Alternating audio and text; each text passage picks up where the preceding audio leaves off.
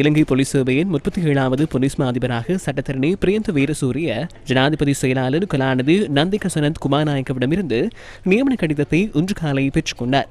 Police constable, உப police பரிசோதகர் மற்றும் உதவி போலீஸ் அத்தியட்சகர் ஆகிய 3 பதவிகளையும் வகித்து போலீஸ் மா அதிபராக நியமிக்கப்பட்ட முதலாவது போலீஸ் மா அதிபராக வரலாற்றில் முதல் முறையாக சட்டத்தரணி பிரியந்த வீரசூரிய இடம் பிடித்துள்ளார். பொதுமக்களின் முறைப்பாடுகளை போலீஸ் மா அதிபருக்கு நேரடியாக அறிவிக்கும் வகையில் புதிய வாட்ஸ்அப் இலக்கம் அறிமுகப்படுத்தப்பட்டுள்ளது. 071-859-88-88 என்ற வாட்ஸ்அப் இலக்கம் இதற்காக செயற்படுத்தப்பட்டுள்ளது.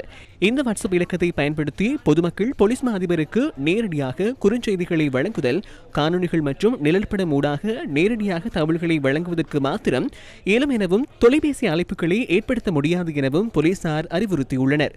போலீஸ் உத்தியோகத்தர்களும் தங்களது பிரச்சினைகள் குறித்து இந்த இலக்கத்துக்கு அறிவிக்க முடியும்.